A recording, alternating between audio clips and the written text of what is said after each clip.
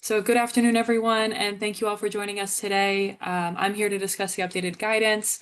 My name is Hannah Major. I'm a manager with Deloitte. I have experience supporting risk management programs within the Department of War, specializing in mission resiliency, as well as experience in cybersecurity risk management at Department of State and emergency management work with state, local, and commercial organizations. I currently support a risk management and internal control program, integrating enterprise risk management, fraud, waste, and abuse, and internal control programs. So as mentioned before, today we're going to discuss the revisions in these two OMB circulars, touch on the key components of these documents, specifically how they pertain to ERM, and conclude with the implications and recommendations for you all.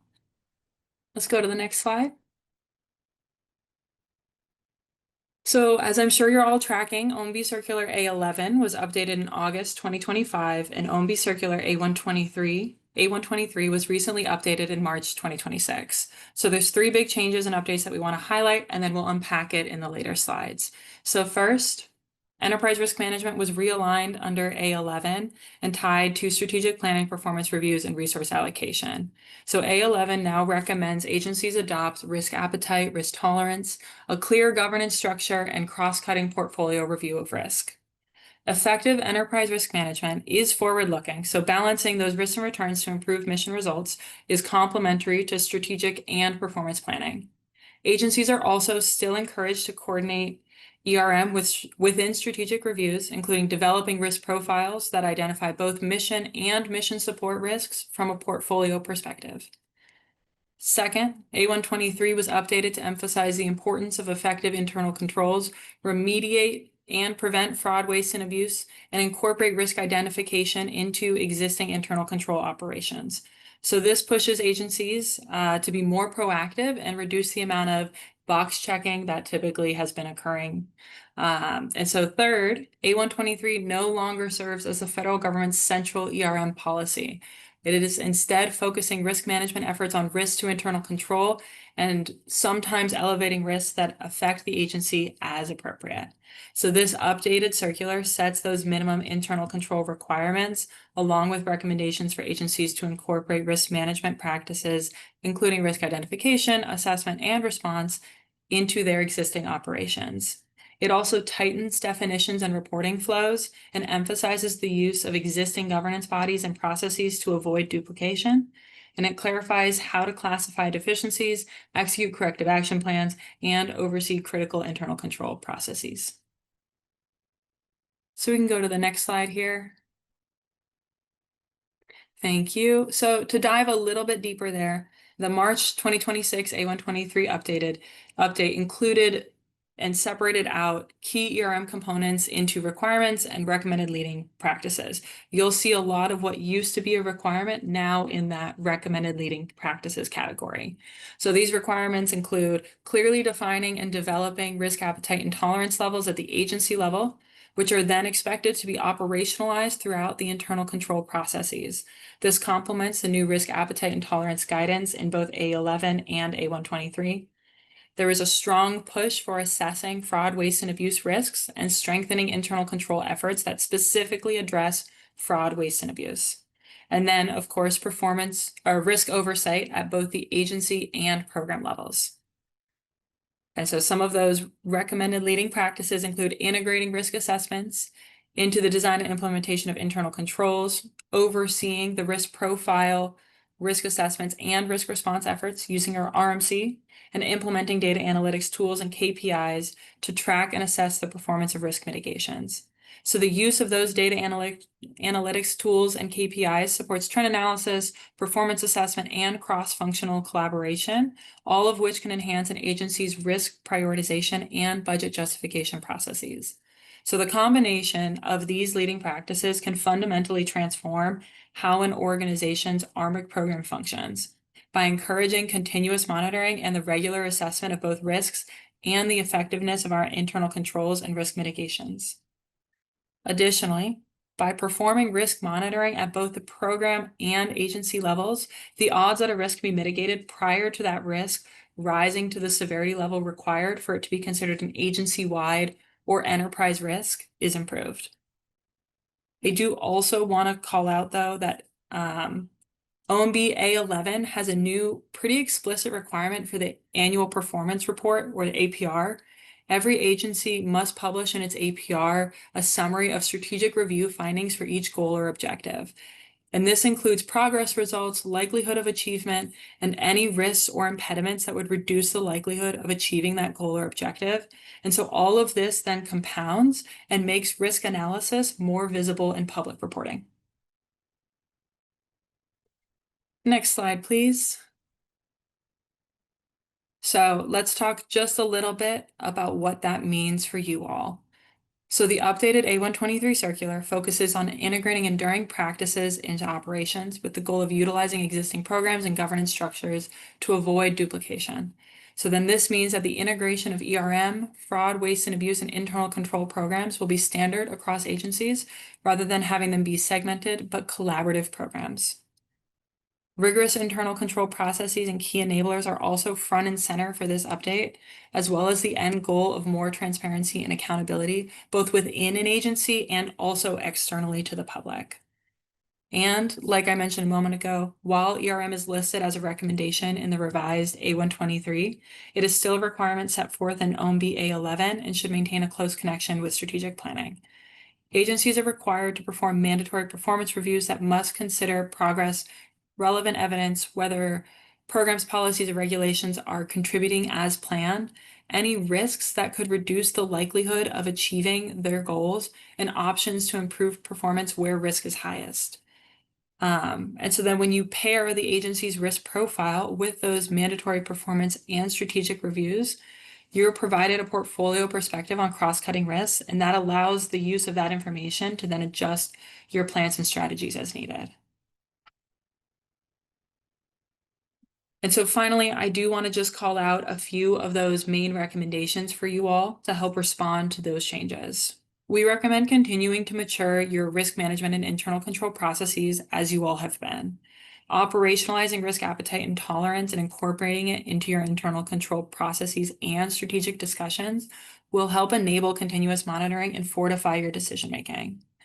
Embedding risk management into budget decisions, strategic planning, performance reviews is encouraging those discussions on the amount of risk your organization is taking, the amount of risk you're willing to take, and then the best ways to move forward. Evolving from static reporting towards continuous data-driven insights using different data analytics platforms and tools to provide that near real-time information will help encourage faster course correction if needed and will strengthen all of your processes holistically. And then, of course, reaffirming that tone at the top by clearly defining agency objectives will then reinforce that leadership intent and shape your agency's norms around ethics, compliance, and accountability. That is all I had for today. In closing, I just want to say thank you so much for your attention. Let me know if you have any questions.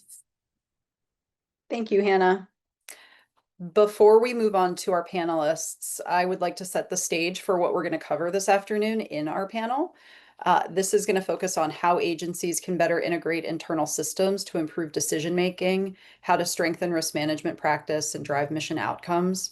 I will ask our panelists to share practical insights or predictions on breaking down data silos, enabling systems to talk to one another, and how to leverage emerging tools, including AI, to enhance efficiency and effectiveness. So I will go through and introduce each of our panelists, starting with Jane Collins, who's the Lieutenant Commander in the U.S. Coast Guard leading its ERM program. Jane, if you want to say a few words about what you're focused on now. Sure, thanks for having me. So right now I'm the lead for enterprise risk management in the Coast Guard and also a senior program analyst in our, within the Coast Guard. And we've definitely harnessed some technology to try to integrate enterprise risk management better within our budget process and within decision making within the Coast Guard. And so I'm excited to talk to you all today. And I also wanted to share a fun fact about me, which is that I've traveled to 36 countries, but I don't currently have a passport. Wow, that is a fun fact. Okay, Curtis McNeil, you have to top that now, Curtis. A risk management officer for the Architect of the Capitol. Curtis? Thank you, Danielle. So actually, I think I'm equipped to possibly top that, but we'll get to that in a second. So, Curtis McNeil, I'm the risk management officer at the Architect of the Capitol. I work under our chief financial officer, and I lead the integrated risk management division. Under my purview, we're responsible for the ERM program, internal control program, audit liaison support, and finally, the development of our performance and accountability report as well. So a lot of different functions that work together. A lot of times you don't have, proper integration between like the ERM and internal controls program. But since they're all under my umbrella, I figure we can get along as a team together. So that works pretty well. Okay, so as far as a fun fact, I like this. So we're going to do two truths and a lie. And we're going to allow my panelists to chime in and see who's actually accurate. All right, the first is I have 3 kids and a dog, all under the age of 10. The second is I have shaken the hand of a former president. And lastly, I played college football. So where's the lie? The kids' ages. Kids' ages. Okay, Jane, we'll go with that. Danielle, Kristen, what do we have? I don't know. You don't have a dog. Okay. Lastly, That's a tough one. Yeah, I'm going with the first portfolio of choices you gave with the kids and the dog as the kids lie. and a dog. Okay. So I do have 3 kids and a dog, all under the age of 10. I have shaken the hand of a former president, President Obama, back in my days when I was at the FBI. And I did not play college football. I actually played college basketball. So boom. Okay. You don't know who you're on the panel with today, young ladies. Crazy. I don't know. I mean, Kristen, you might not try, but that would be tough to beat. Okay, so our final panelist is Kristen Seaver. She's a former CIO and Chief Retail and Delivery Officer, COVID-19 Incident Commander for the Postal Service. She's currently serving as Vice President for Government Modernization and Civic Innovation for GDIT. Kristen? Great. Thanks. Oh, now I'm going to play the game. I said I wasn't, but I will. So, as Danielle mentioned, I served 30 years at the Postal Service and multiple tools of roles. And then in my second act, I'm over at GDIT. And really, in my role, what I'm trying to do is ensure that the voice of government is front and center in all the solutions we bring to bear in the Fed Civ division. So, could range from operational excellence, emerging technology, development, leadership development, all those types of things. So fun fact, I also played college basketball. So Curtis, we have something in common. I love it. Great. That's awesome. Okay, so let's get started with our first question, which I think will set the stage for the rest of our conversation today. Historically, and you guys can choose who wants to answer this first. Historically, why has it been so difficult for systems both within and across agencies to talk to each other, in your opinion? Well, I can certainly jump in based Thanks, on my history at the Postal Service and serving, in a very large agency with over 800 applications and very distributed systems. And I think when you think about it, I think one of the first barriers has been just the evolution of these systems and applications over time. And so you're dealing with systems that are of different age, different architectures. And on top of that, security protocols and policies have evolved over time. So you're dealing with a myriad of different layers of that as we go forward. I think on top of that, funding, how projects were funded, 20 years ago, 10 years ago is much different than how projects are funded today. And some of that drove a behavior of, the application was the kingdom, each individual application. And so integration across that was tough from a technology standpoint, a policy standpoint, and as we know, a people standpoint. People liked owning those applications and all of that data. Yeah, and I Yes, would I say to definitely. piggyback. Oh, sorry, Jane, you have it. Okay, I would say just to piggyback what you were saying, Kristen. I think that's exactly it. A lot of these systems were built with the intent to focus on a specific program area. So they were never intended to be integrated with other systems. in the initial development. So if you think about an HR system, it was really meant for an HR function, from a financial perspective, financial management system. Looking at us as a facility maintenance organization, a facility system or building automated system was intended to serve a singular kind of mission focus for that program area. And then I think a lot of other things, like you mentioned, the governance framework, the data, the structure, the architecture, the culture, right, of an organization is a huge component of why it's really hard for these systems to talk to one another, because ultimately they weren't originally designed or intended to do so. And as we continue to evolve, obviously we know, that's a detriment to a lot of organizations now, because we need all that information to be able to talk to one another efficiently and effectively to support any kind of decision making. Jane, Yeah, over to you. absolutely. And Jane. Jane, you're welcome to answer that original question, but I would like to tack onto it. Sure. So as we think about the way these systems were initially developed, designed, think about what your ideal connected ecosystem would look like in government. So feel free to answer the first one about like why historically it was difficult for these systems to talk to one another. But if you'd prefer to kind of look forward, what would it look like? How would it be structured or architected differently? Sure. I think that, talking about what the ideal connected ecosystem looks like, for me, it would enhance decision making. And I feel like I've seen some examples of this across government, actually, which I'm really excited by. But, like an environment where you have access to real time, cross cutting decision making data to inform risk based decisions, and integrating like AI to to analyze all of that data very quickly so that senior leaders and users could have access to those insights immediately. And then for the Coast Guard, this is something that I think we could see using to manage logistics, personnel, and operational data to help us manage operational readiness. And I think one of the challenges that I've seen with us sharing data across agencies, particularly within DHS, we have a challenge of the lack of common data standards.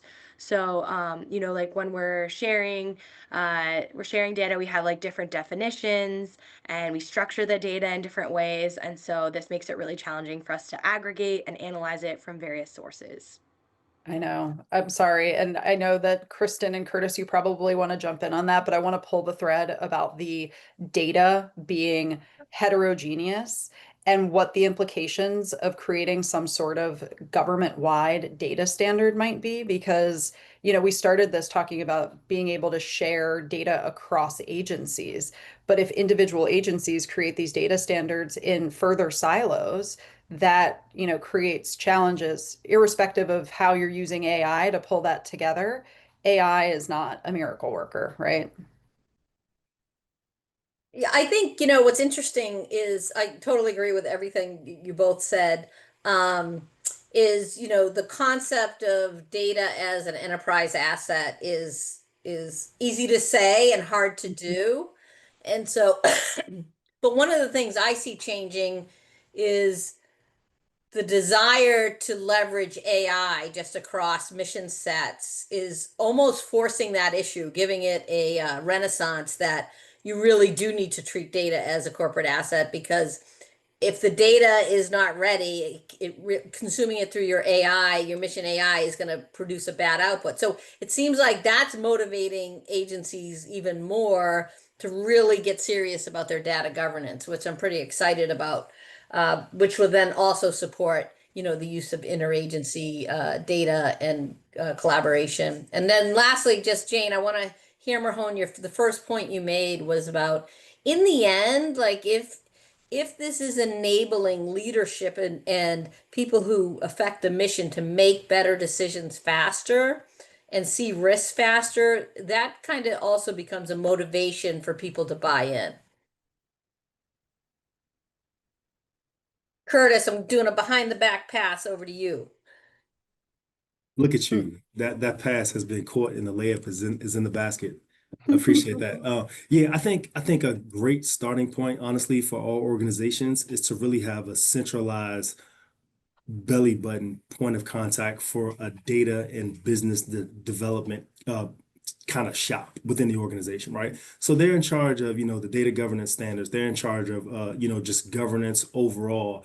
They're helping to shape kind of that enterprise architecture, what those standards are, because that way they can issue what the guidance should look like and work intimately with business system and process owners across an organization to ensure that we're consistent around, these standards and naming conventions. So now we do have the ability to pull this information. We can make sure that it's connected in the right ways. We have the right structure. We're developing the proper, data lakes, whatever architecture that you have in place. So that way you have one authoritative source of data that allows you to feel comfortable about the decisions that you're making based on those data sets, right? Once again, just like Kristen said, easy to say, really hard to do. But I think having that hub and that belly button, at each agency is a great starting point to start pushing that agenda forward in a consistent way.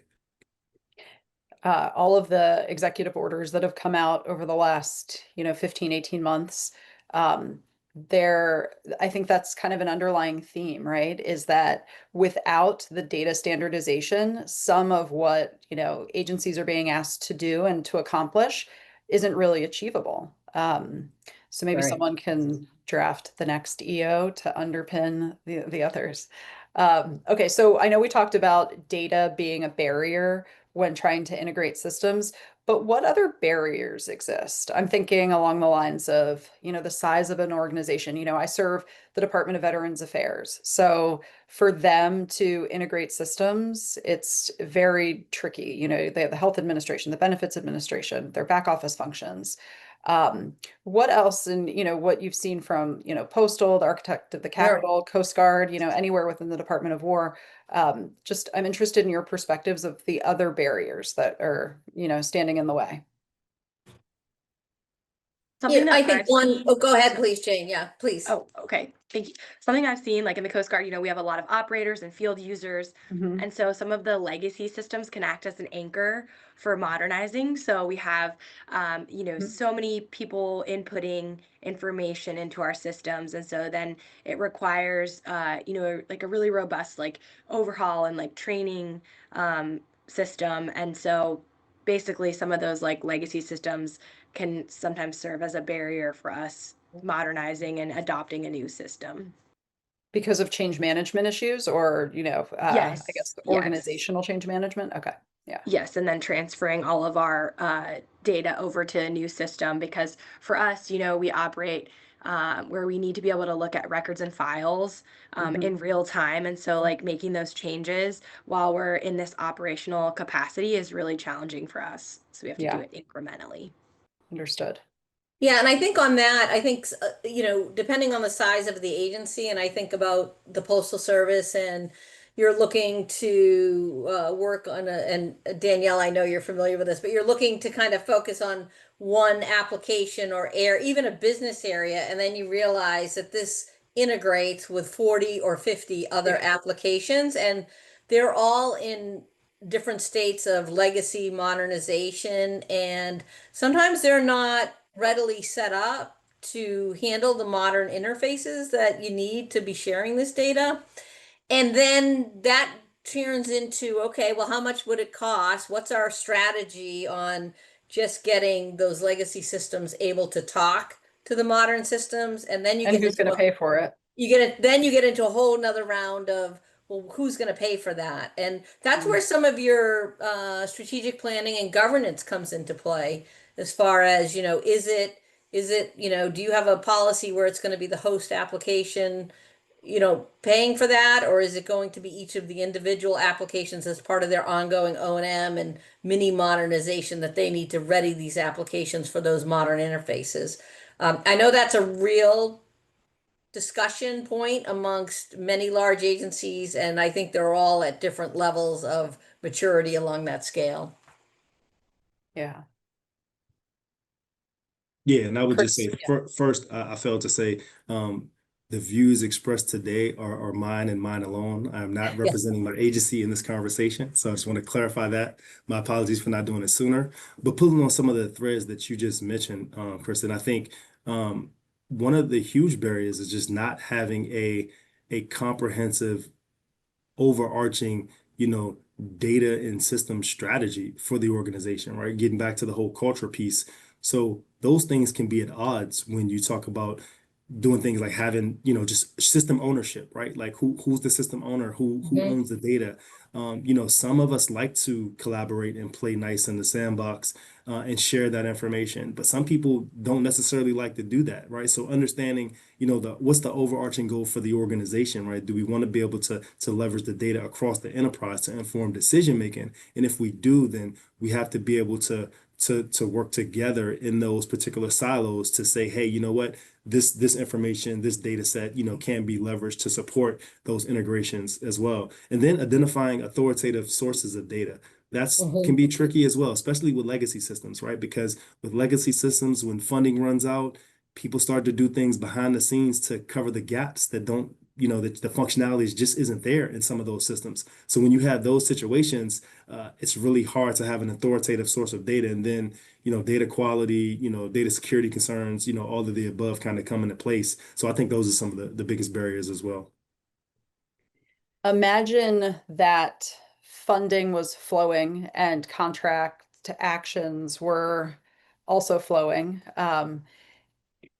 And there's a lot of IT spend to be made on system modernization. This is a little outside of my lane and it may be a little outside of your lanes as well, but I'm curious your perspective on the increased scrutiny from a FATARA perspective. So protecting like the IT acquisitions, managing the risk and the accountability for how the funds are being spent on IT improvements. Are you seeing that? And Kristen, I know I'm asking you, you're in a slightly different position now, but how are you seeing that, factor into how some of these decisions are made and how some of the modernizations are balanced? Hmm. That's a stumper. Yeah, I'm sorry, I Yeah, went so that, totally off yeah, script. This is yeah. this is me I'm kind of, thinking about yeah. it.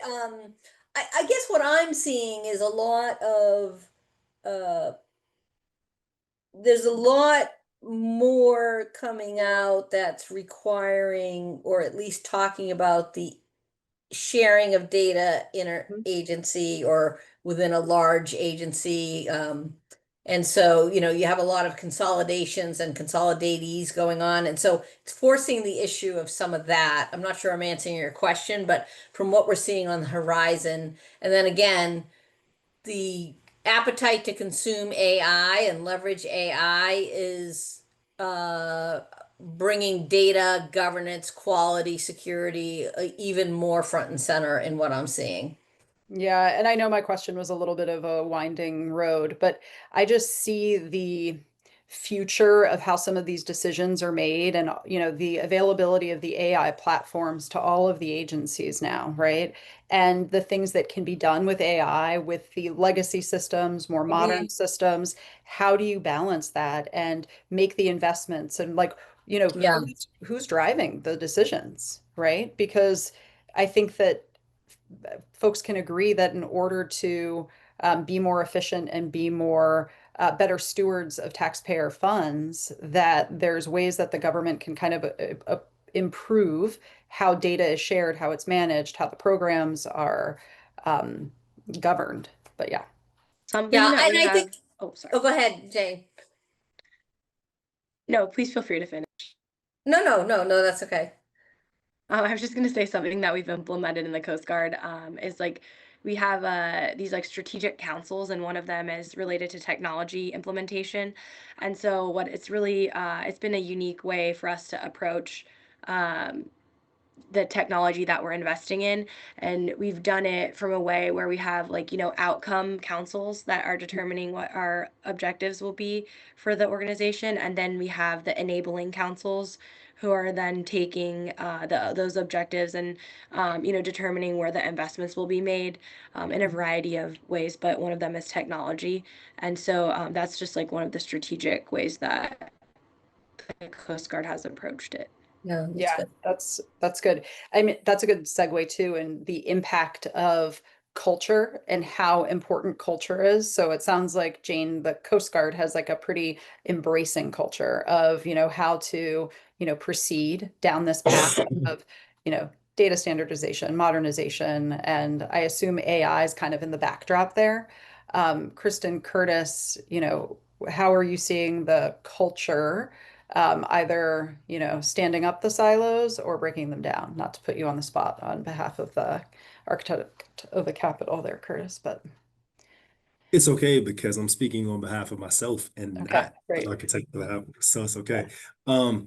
Yeah, I think from an overarching approach, I think we're like everybody from an AI perspective are really trying to figure out, what's acceptable, right? Like what's acceptable, what's appropriate for your organization. I think organizationally, we absolutely have the desire and the appetite to be a more forward-looking, forward-thinking organization and leveraging technology to the best of our abilities. But at the same time, you have to balance that with very constrained and tight budgets, as well as other organizational priorities, especially being a Mhm. facility maintenance organization, right? Mhm. So what core to what we do, the technology piece really is in the background. So while it can improve efficiencies, et cetera, what is seen from an overarching mission and delivery perspective for us as an organization are really the folks on the front line. So like I said, the desire is there. It's figuring out, okay, how do we really leverage the technology to support mission objectives and outcomes. And that's what we're trying to kind of figure out organizationally now. But I think we've done some really good things internally as far as getting our feet wet, because at the end of the day, like my perspective is always, it's not a if, it's a when, right? Like, so I think being an early adopter and trying to figure out, what the guardrails are and what the safe space is and what the governance structure looks like for some of Mhm. these new technologies is just an important first step to have, starting at the very top of the organization. And then absolutely after that, it permeates throughout the rest of the organization, right? So just understanding the direction that we want to go. So for me, it always starts with strategy. Like, where do we want to be? Where do we want to be in the next 5, 7, 10 years? And Yep. ultimately, what are those tangible, intentional actions that we plan to take to get there, right? We have to build that out in order to make really smart and sound decisions around those things that impact, mission outcomes. That's great. I don't know, Kristen or Jane, if you wanted to add on there, but that was a good segue. So we've talked about the challenges and the barriers, but moving into strategy and implementation, like what should, for the folks that are listening in, what should the practical steps be to mature? I think one thing, well, so mature from an ability and mature from kind of a strategy standpoint. I think Just to make like agencies, systems more cohesive. Sorry, just to yeah, yeah, ground the yeah. question. Yeah. Yeah, and so to make systems more cohesive, but I think there's got to be a driver, and I think sometimes that is the strategic decision on where you want to start.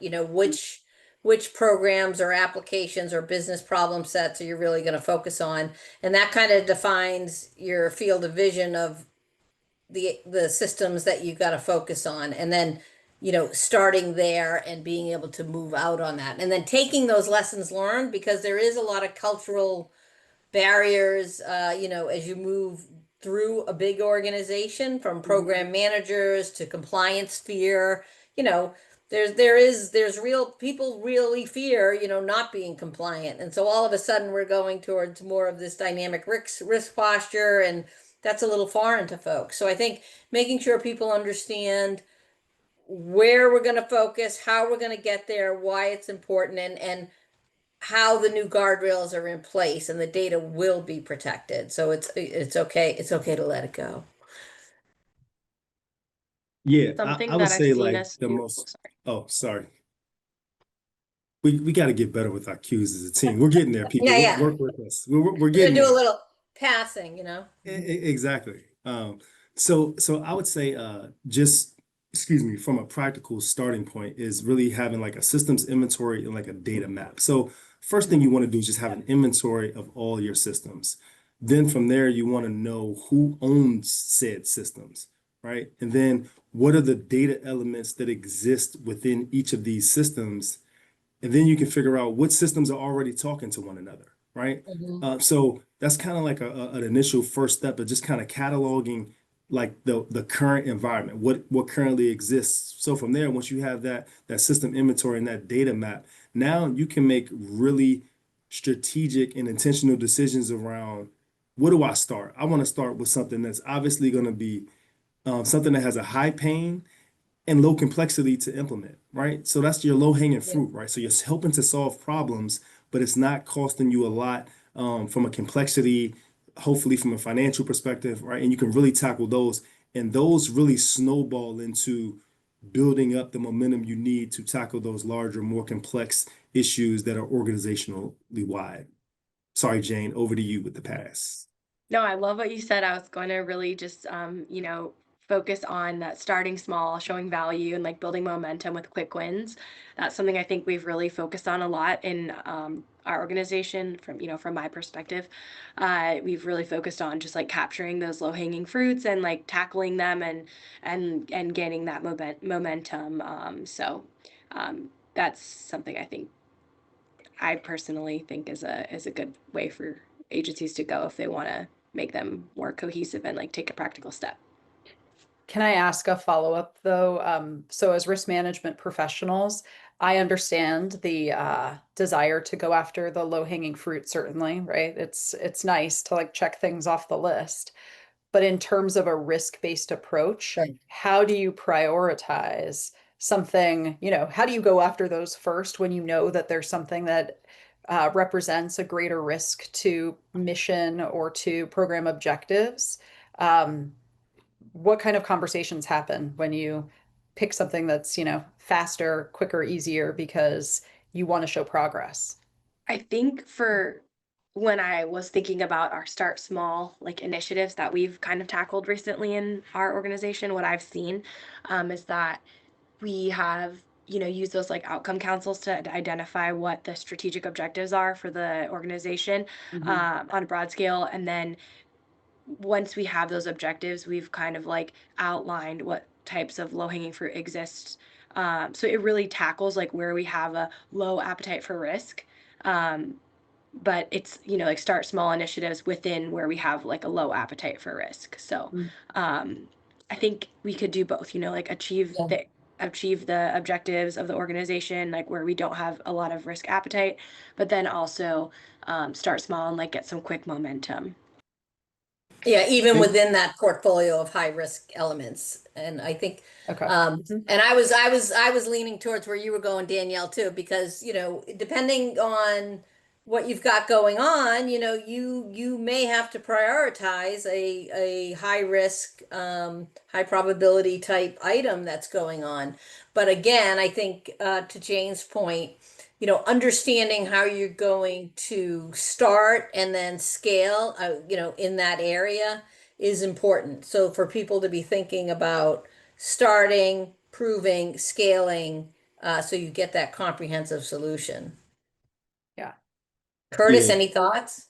yeah, absolutely. And what I would add to that, like I said at the beginning, right, kind of the high pain, low complexity, but as a risk practitioner, it's always from that lens. So the beauty of it is, we do have these governance structures that are aligned to our, ERM and internal controls programs. So what I feel like our job is to, correlate all this data, all this information to help inform decision making. So the risk-based approach would be, we would bring to the table after we've done, our environmental scan, our, focus interviews, our risk assessment, et cetera, we would bring a kind of a tiered list of, hey, here are the potential options based on, these pieces of criteria. And then ultimately we would have a recommendation, provide that to the governance council, let them chew on that information, and ultimately make a decision based on, where do we what's most effective for the organization based on,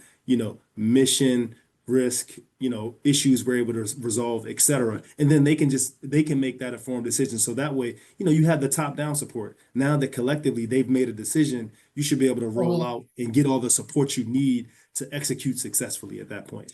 That's great.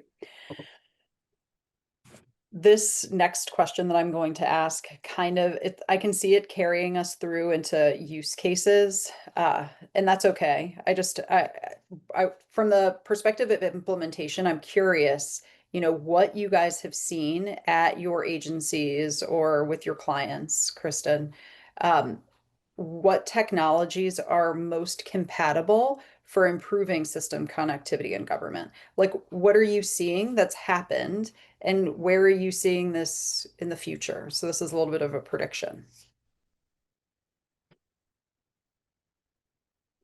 Sure. Well, I can start a little bit. I think, from my perspective with the Postal Service, and I know they've continued this work since I've left, is really leveraging APIs and microservices to kind of create a more adept integration layer, again, because you have this ecosystem of so many different systems and legacy and maturity. So I think, even to the point where now they have a API marketplace, for all the different folks that may need to or they want to be interacting with the Postal Service. So that's been like a really nice evolution to watch. And transform how that data is leveraged across internal different business units within the Postal Service, with mailers, with shippers, so I think, that's one area that's enabled agencies to kind of move out without having to modernize everything. And then I think the adoption of cloud is providing agencies with the opportunity to better scale and cost, and share environments and those types of things. And then I would say the last thing is, and we're just at the beginning, it's going to be super exciting, is, it started with ML, but, leveraging the data tools to really find anomalies and identify risks. And I think, one of the things with some of the circular changes is not just having a static program, but a forward-looking program, what could be emerging and coming. So I think those are some of the foundational technologies that I've seen really equip agencies to move out, I would say, on this journey. Yeah, so to piggyback that and to support my teammate, because she, that was beautiful. Agree with everything that she just said. I love the API. Exactly. We're catching them with shooting. The API connections between high use systems is the way to go. I think, to the extent that you can have, like I mentioned before, kind of that central hub or repository within your organization that maintains, whatever your data structure is, data marts, data lakes, whatever the case may be, but ensuring that you have the API connections between these high use systems. That's, worth the price of admission right there, because that allows you to now start to be dangerous with connecting this data and really being able to influence decision making with the data that we're getting. So that's the piggyback that I would like to add. I love APIs. So Jane, over to you. I think they nailed it. I have nothing else to add. They did great. Okay, great. We're going to now shift a little bit, and I'm going to ask you each to share examples of a time when you successfully integrated systems to improve risk outcomes. I think, thus far we've spoken a little bit more like esoterically about, these changes to systems and data standardization, but let's like bring it back to risk outcomes and, something that's happened already. Where the successful integrations has helped from a risk management perspective. And as you're thinking of your example, if you haven't thought of it already, and you're describing it, also what the biggest obstacles were that you faced. Well, I can Yeah. start with an old example, and then I know I like we this. wanna- This is kind of like our cycle. We start with Kristen, then we move to Curtis, and then up to Jane. That's how it is on my screen. Okay. Well, I'll share two quick examples, but one is a little dated. But during the pandemic, and you talk about risk, the Postal Service was is a required service. And so we had to continue to deliver the mail and deal with all those situations. And on the early days, getting enough PPE out to all the delivery units and out to the 250,000 people delivering mail every day and the 600,000 employees, we needed to rapidly, and so there was risk there. Like we didn't know where the supplies were and how much we had ordered. And, in some cases, people would put that was one box of 1,000 gloves versus one glove. How many gloves are at each post office? And so we had to quickly integrate supply chain data, procurement data with operational data. How many people are showing up each day, that type of thing. And that enabled the Postal Service to very quickly kind of get control of the situation and minimize some of that risk. Because if we didn't have the PPE in place, the employees wouldn't be required, we couldn't make them work if we weren't issuing them the right PPE. So that's a little dated, but what I think that But was did, some of that data just in separate systems? Like was it totally just like a separate. dashboard? Like I'm thinking BI. Yeah, it was a okay. dashboard, but it was Okay. separate systems. So you had to, we had never really talked about integrating supply data with operational data. Yeah. We HR data, operational data, financial data, operate. So we had to kind of break down some silos there. And then similar to Jane's kind of earlier discussion, you were also relying on input and trying to use as much passive data as to what actually was being delivered at these 31,000 post offices and where it was in the supply chain. So had to work through those issues. But I think the lesson the organization took away from that was, wow, look at the power of the data when you can see it and actually act against it. And so that was kind of earlier on. And then I think now, there's so many good examples of what's going on. I think one of the things I'm seeing through my lens now is there's a really big push, and agencies, particularly high transactional agencies, are really doing a good job of starting to interconnect data for the fraud, waste, and abuse efforts. And so I kind of see that as really emerging and driving the ability to break down some of those silos. Even data sets, not that they were owned separately, but like just as a organization, you had to get over old paradigms that we would never have these two data sets together. Or we have a policy against it. And do we need to actually update our policy to allow that? So that's what I see going on now. Thank you. Curtis, what are you seeing?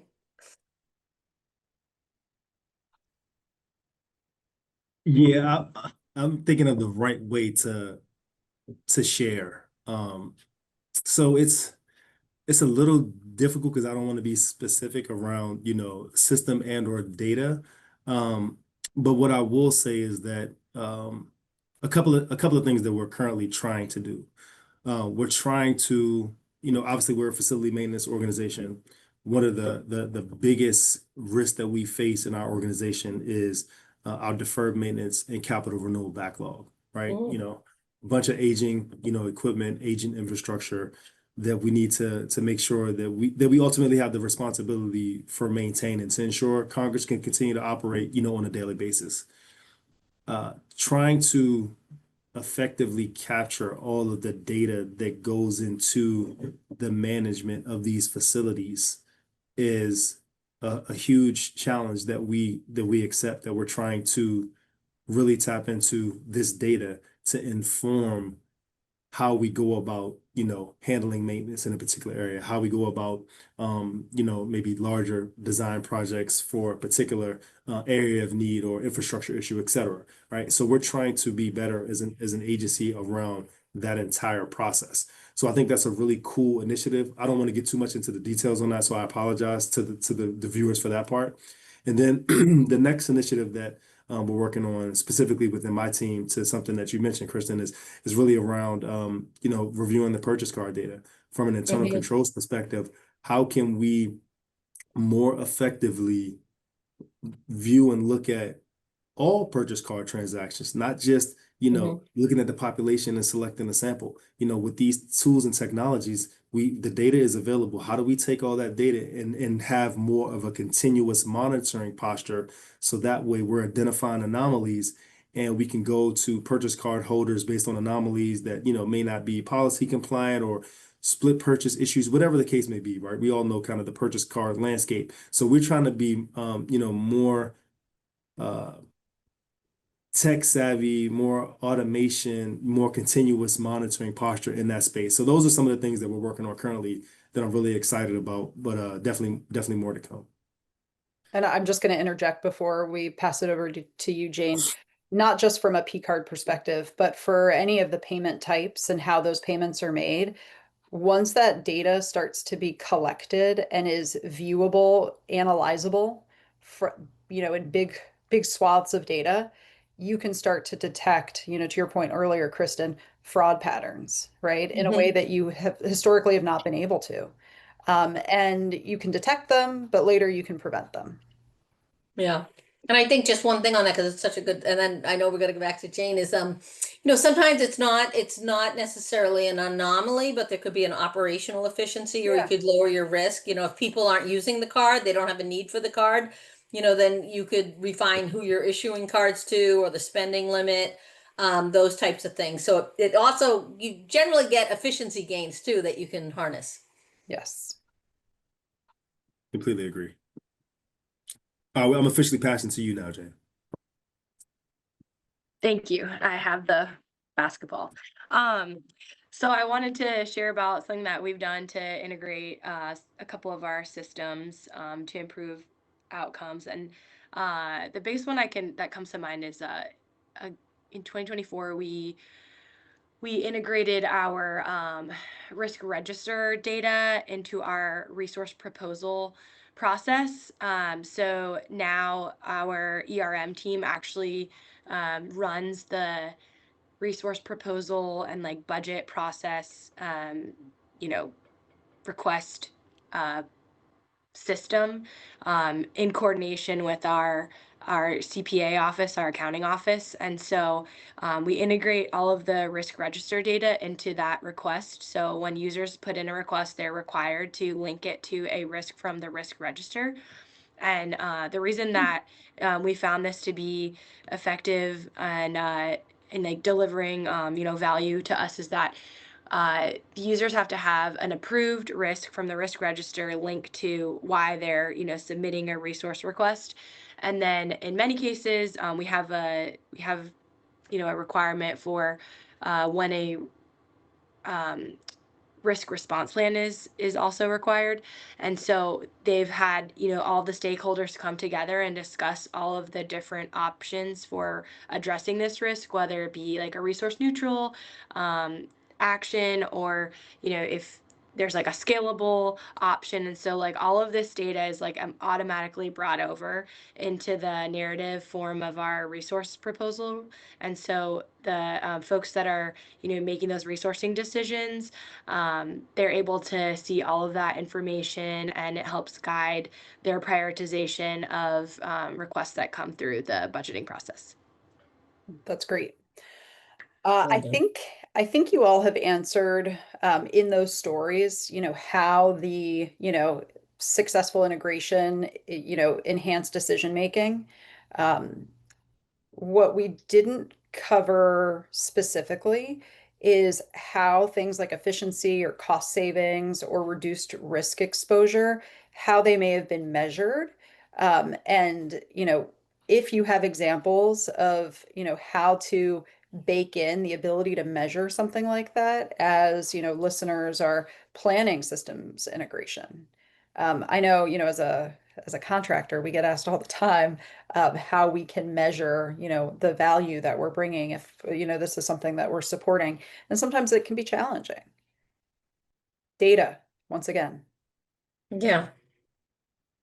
Well, and I think, some of this would come from the rigor and maturity of your existing risk management practice, as far as how adept have you become at trying to quantify what the risk is worth. Is Is it loss of revenue for a period of time? Is it loss of operations for a period of time? Is it brand risk? That's probably one of the hardest ones to kind of put a dollar value on. Sure. But having some methodology that is used consistently to quantify that risk.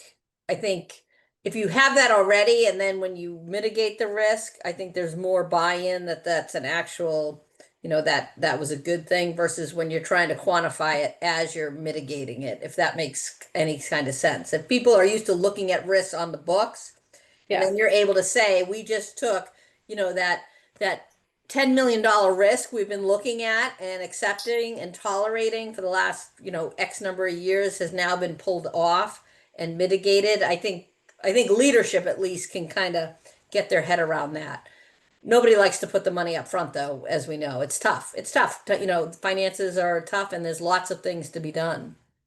Yeah, I was just curious, in the example that you gave from Postal and the PPE and needing to pull that data together, I can't imagine that there was a group of leaders sitting in a room demanding, to No, quantify, right, the benefit and, the that's cost right. save, like anything, right? It's just, this is essential. We have to do this. It's critical.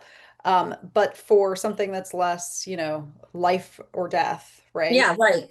Less What urgent. Yeah, exactly. What are those conversations? And, what are the asks of, show me that this is something that it's going to bear fruit or we'll see the dividends.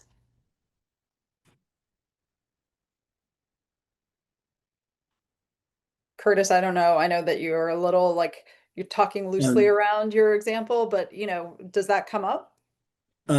Unfortunately, I don't have anything to add on this one, so I'm gonna sit the bench and I'm gonna pass to James. Okay. Okay, I wanted to just suggest another way that we've integrated systems was we made like a dashboard for our for the area of the Coast Guard that regulates commerce. Mhm. And so one of the things that we had in the dashboard was, like really clear like KRIs, targets, tolerance thresholds. Mhm. And so I think like for us, a way that we could deliver, that cost savings or like, quantify the reduced risk exposure was when we would like put a dollar amount, the impact to commerce, like if we were to, rise above the tolerance threshold this much equals like this much cost savings. So like that's a way that we have like we've done that in the Mhm. past, and we could potentially scale to other areas. Okay, that makes sense. I mean, I think another practice, which is Mhm. common, particularly in like the realm of cybersecurity risk, is you also use outside data that's available as to what other folks have happened, what has been the implications of not doing it. If you have those examples, sometimes that can also come into play, with risk, impact and likelihood, right? Well, how likely is it to happen? Well, in the last X number of months, Yeah. here's the number of organizations. So it's probably an art, not a science, Danielle. Even though we always try to get it into a dollar figure, but it's still Yeah. an art. Yep. I'm sure the culture of an organization is going to play a role there too. Um, okay. I would like to go off script again. I'm doing this a lot today and ask, each of you, is there something that you wish I would have asked? Just about barriers, about strategy implementation, use cases, anything that you just feel passionate about on this topic of technology, its impact on ERM, the integration of systems, interagency, across agency, anything that, you have a platform here, that you wish to be able to touch on. Because we're going to have an opportunity for audience questions, but we don't often give our panelists the opportunity to, have their perspective uninfluenced.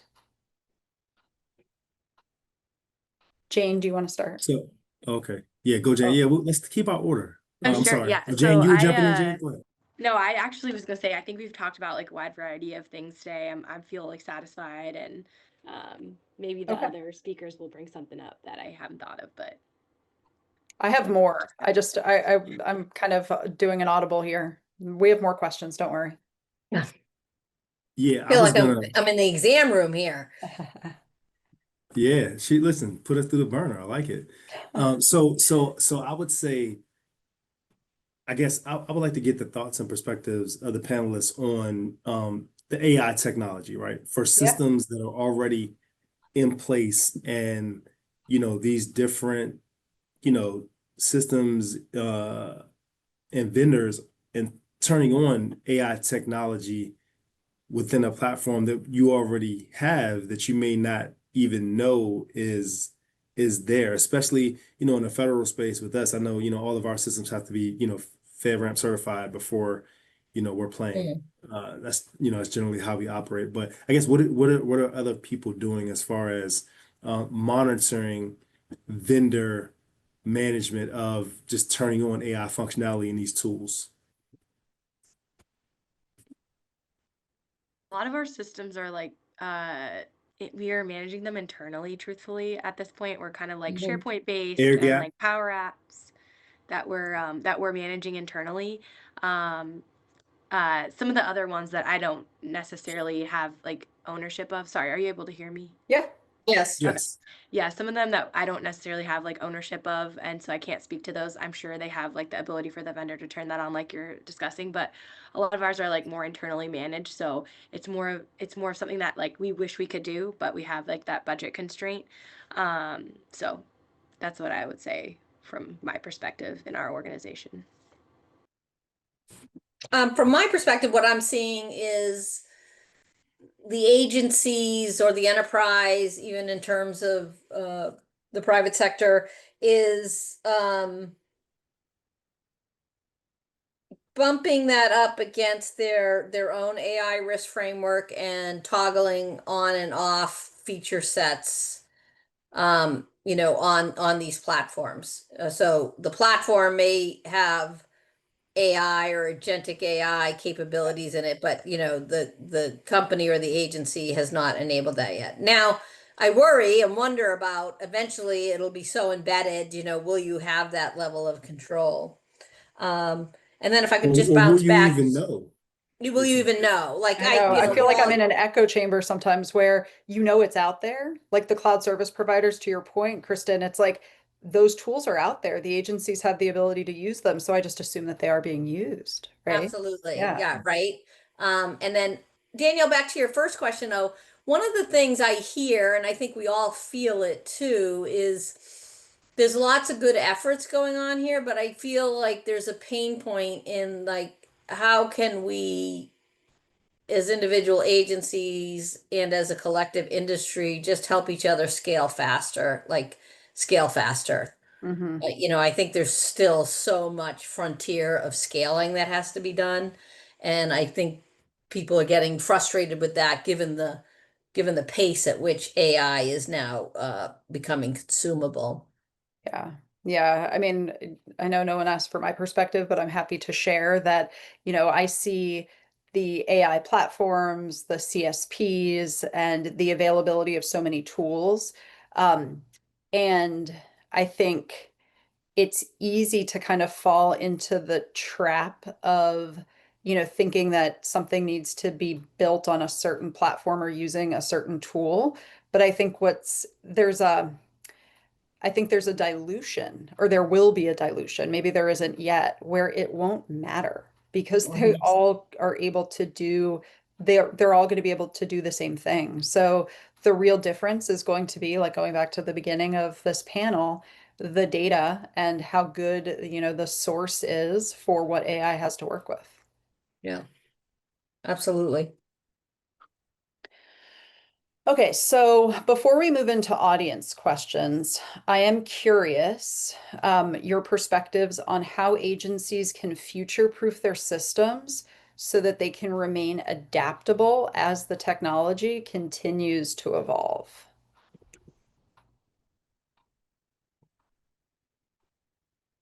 Well, I think I'll just jump in. I think people are understanding the benefit of, modular platforms instead of, big legacy monolithic systems. But even at the platform level, people are starting to feel a little constrained, with that. So I think buyer beware, everyone needs to understand what tool sets they're buying and what implication does it have on their data ownership, interoperability, and their overarching plan to share data and leverage data. So I think that's some of the things these committees should be looking at. Technology, approving technologies. These are some of the lenses they need to be looking at as they go forward. Mhm. Yeah, and I would say like I mentioned earlier, right? It should align with the overarching, you know, data architecture, system implementation strategy. So that way you're making decisions and investments on these systems based on the business need, right? Like not just picking a system for sake of picking a system, but making sure Yeah, that it aligns to business and mission need.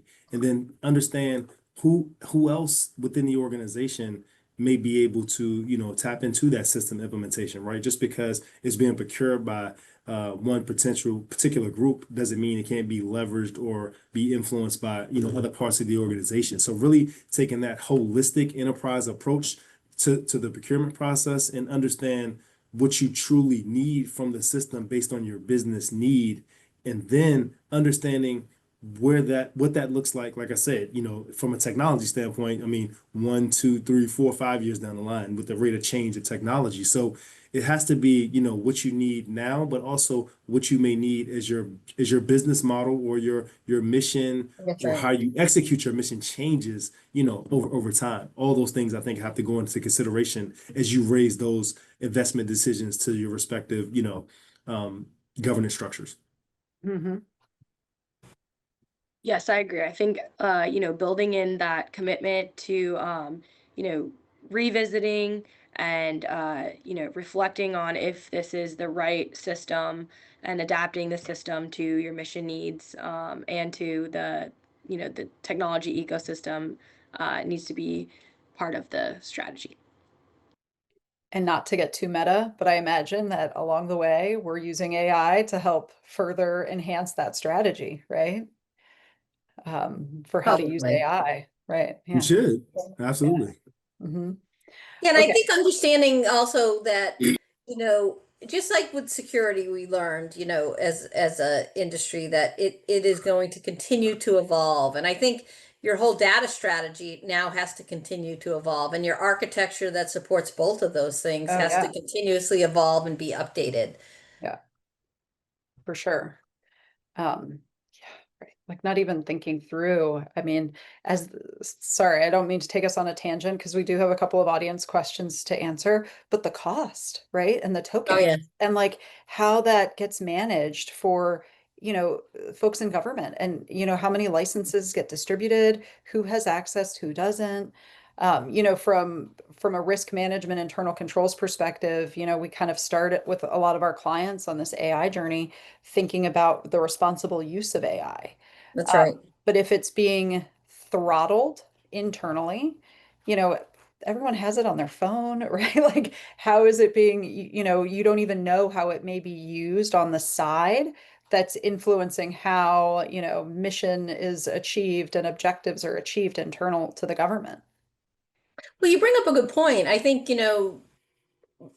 not technology driven, but organizations have to become more AI savvy. They have to continue to drive their data dexterity. I mean, these are all now becoming almost like foundational Mhm. work skill sets that you have to have so that you know how to responsibly use AI. Yeah, it's And like a total like new, it's an evolution of, the risk management professional. yeah, Yeah, or even fundamental everyone. business, fundamental Yeah, business practices. Like these yeah, are now fundamentals that you have to have. yeah, for sure.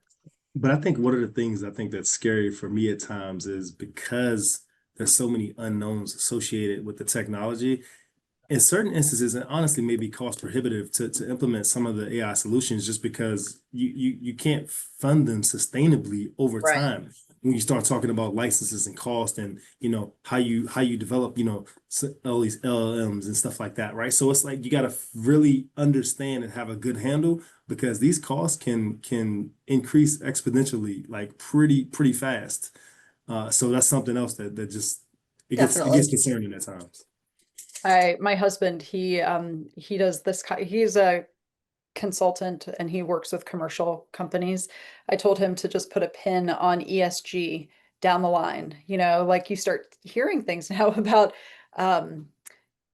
is it better for the environment to be a vegetarian or to stave off AI use?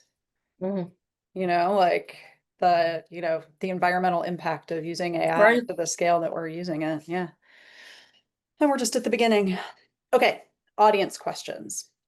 How can agencies foster a culture that encourages cross-functional collaboration and data sharing?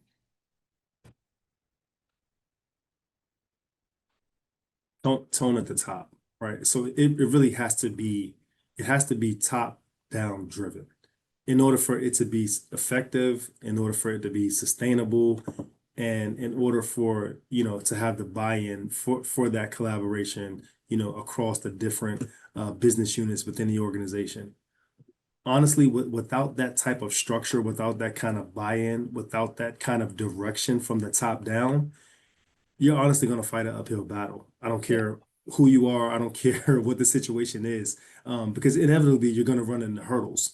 Even with a top-down approach, you're going to run into hurdles, right? So it really need that top-down buy-in, that messaging, that understanding the why, right? Like that's the part of it too, right? When you do have the top-down approach, you got to be very, very clear around this is what we're doing, this is why we're doing it, this is how it's going to impact you and your operations, this is why the collaboration is needed. Those are the type of questions that the organizational participants need to be able to buy into these larger initiatives across the organization. Because without that understanding, people are just inherently resistant to change in general. Without that understanding as well, it just makes it more of an uphill battle. So those are some of the key components that I see for that. Mhm. Yes, and I think that just like if you want to get that buy-in from from personnel who are not at the top level, demonstrating those wins, maybe through like a Yeah. pilot program or like just like messaging what the value is another way that you can approach it. And then another thing is like getting that top level support is very important, and maybe doing that through the use of like a sponsor, like designation of a sponsor, whether it's be formal or informal, to like inject that discussion point into those like decision discussions that are happening like on a routine basis. So Yeah, you two nailed that one. Good job. Mhm. Our next audience question is, how can agencies prepare now for increasingly complex and fast-moving risks?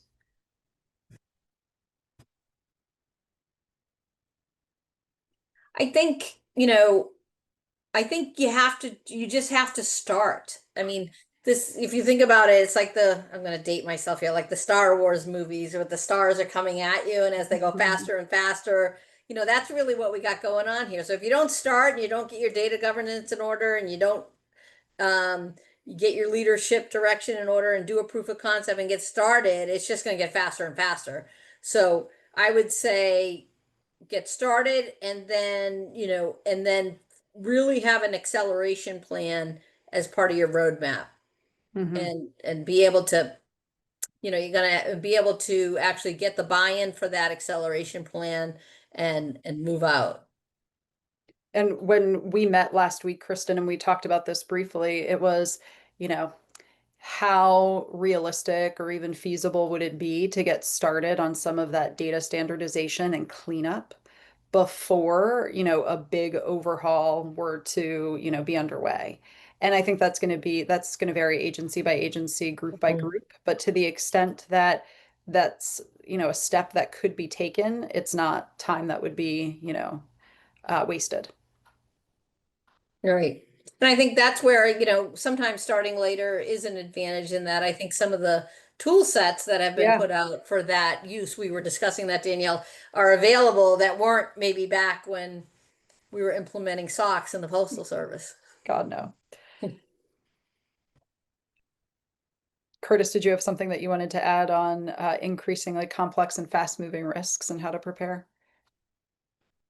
Yeah, just quick point. I mean, I think two key components, just, agility and adaptability, right? I think that's the posture that you're gonna have to have. You have your structure and everything in place, but you got to remain agile and you got to be adaptable to just the ever-changing environment and climate, right? So just staying diligent, really having that foresight component of, being a risk practitioner is, I think, what's key.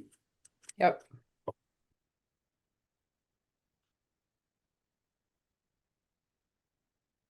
The final audience question: if agencies could take one immediate step to better leverage their existing data infrastructure, what would it be? Sorry, Danielle, say that one more time. Yep. If agencies could take one immediate step to better leverage their existing data infrastructure, what would it be? Yeah, I mean, I would start with what I mentioned previously, right? Is the system inventory and the Yeah. data mapping. Mhm. Just understanding what you currently have in place. Like I said, understanding who those system owners are, what the data components are, what systems are already connected to one another. I think that right there will let you know kind of what's available to be done next after you've done that legwork to figure out how you're currently kind of structured and organized and what that architecture currently looks like. Sure. Something I've seen within our organization in the last year or so is really just like a full scale review of what we're collecting in the data systems and if it's really answering the if it's answering what we need uh, to measure our performance of our strategic objectives.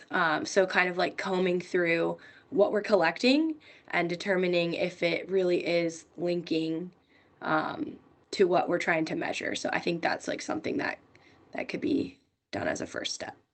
Mhm.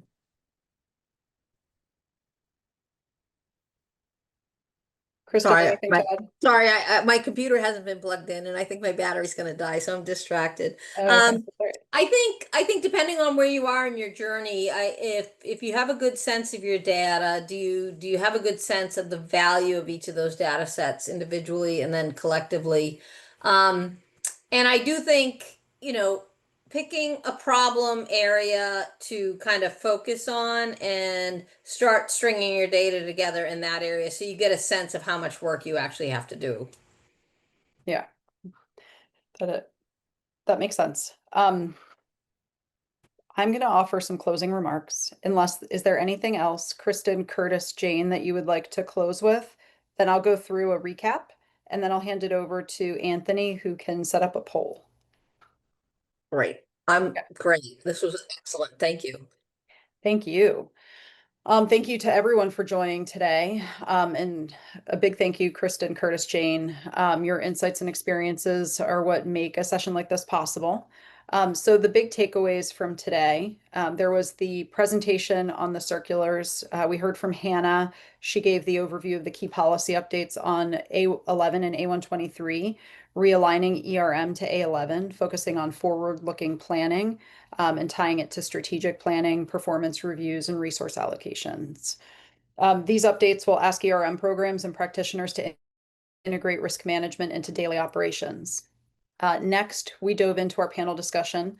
We discussed the challenges in interagency system integration and intra-agency system integration, including the silos, the cost of upgrading systems, organizational change management, and lack of comprehensive strategy being barriers.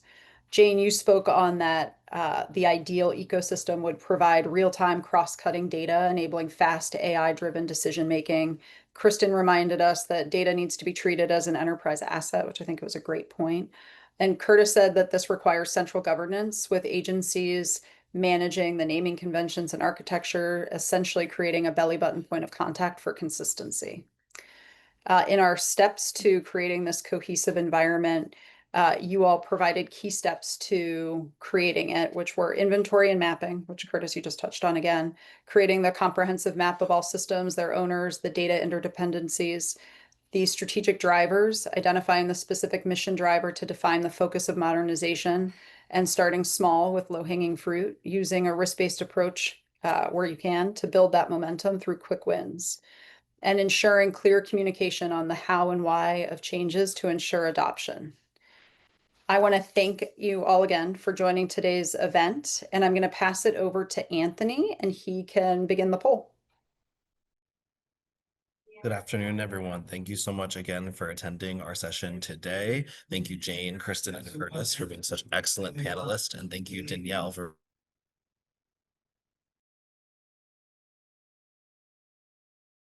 Anthony, such we an excellent lost your moderator for audio. our discussion. Oh, it's back. Am I back now? Yeah, you're back Okay, now. awesome. Just putting That's up a okay. quick poll now about the session for today and getting some feedback from you all. So I encourage you to fill that out. And once you've done that, we're going to end our session. So thank you so much. Hope everyone has a great rest of your day.